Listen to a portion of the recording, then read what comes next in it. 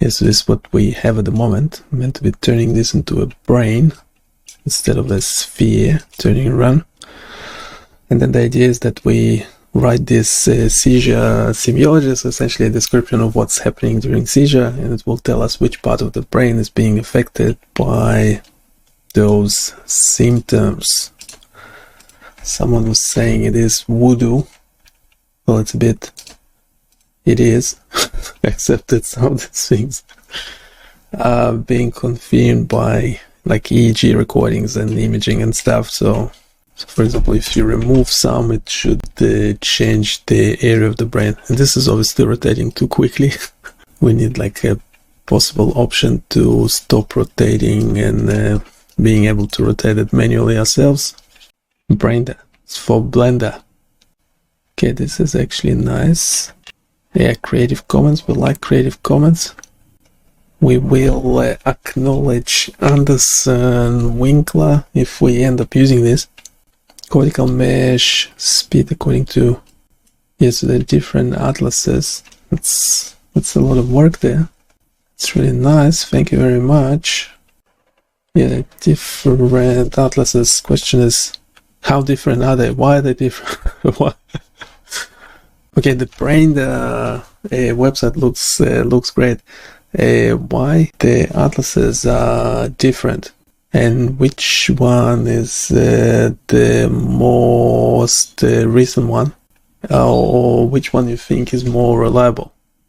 Yeah, inflated is stretched out, white is white matter. Yeah, so we're doing this Seizure Semiology Explorer.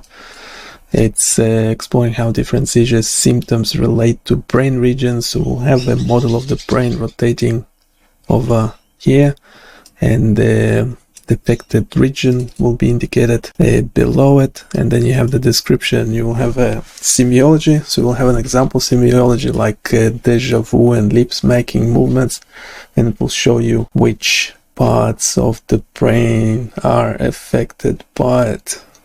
So that's what we're trying to do. Don't quite understand if the object file can be loaded directly using Three.js. Why do we need the Brain.js library installed?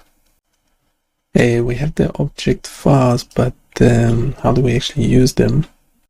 Okay, so we actually have the object downloaded, the model, one of the models of the website. It's just translated into like a different something. What on earth? Now that's the module thing, but we are after those object files. I'm wondering if we should have installed the Three.js brain globally, because if we're gonna be using it, it's not gonna be just for this project alone. We want to start logging one model and ensuring the displays correctly using Three.js. Yeah, do we want to display all the regions? Well, yes. Okay, can we regenerate the HTML and the JavaScript code? We tried the new model. I can't use it. Doesn't support attachments. We'll have to start a new chat if we want to. What the current problem is? Should we start a new chat?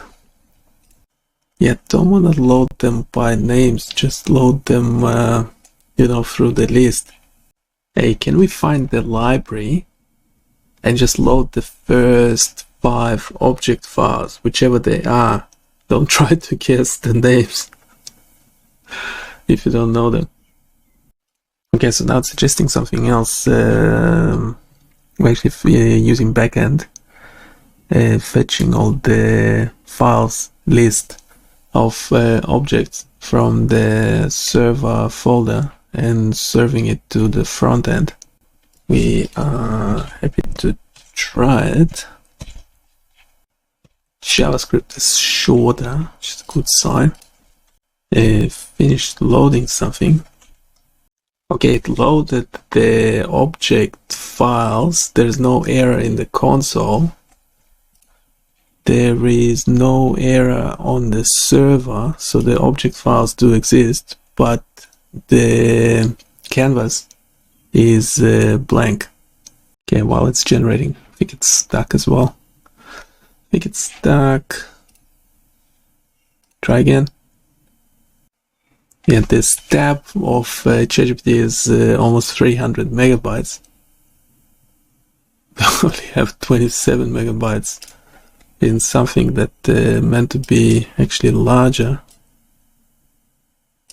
Yeah, we need to ensure proper camera positioning, basic light source. I thought that would be kind of obvious to do if needed. I don't know why it's not working by default. And again, why are you loading specific... Okay, why are you loading specific object files? I thought we are passing the list from the backend. Okay, as you can tell, this will be a long development process. So we'll get back to this at some stage. Yeah, go check out BioniChaos.com. A lot of interesting tools. We are updating this website. There are examples of neural net training. It's basic neural net training. What we are doing at the moment actually relates to this Brain 3D, which does work pretty well. You can actually scroll through the brain slices, and this one actually meant to give you a 3D model of the brain, the volumetric data, which it actually eventually does. It just takes forever to load. Yeah, currently 200 megabytes in memory, and it's still loading the volumetric data. Yeah, the other data is just static images, so you can scroll through them straight away. Yeah, go check out this tool. We'll be doing more work on it as well.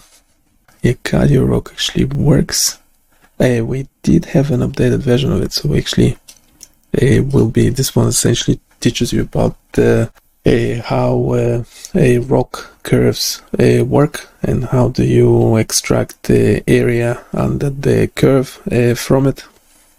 So this one again, this specific one, because it's a CardioRock, it will go under ECG section, so the cardiology section. Yeah, Tiny Doctor will actually trying to improve this in Blender as well. This is meant to look like heart. There are some better heart models that will probably should be able to find on a similar tool like Brain. You know, if there's brain, there should be heart. Well, this combination of brain and Blender. So how do you combine heart and Blender? So we will try to make this heart more realistic. Yeah, now took some time, but eventually, yes, 600 megabytes, almost 700 megabytes of data in this brain MRI viewer, but you get the volumetric data as well.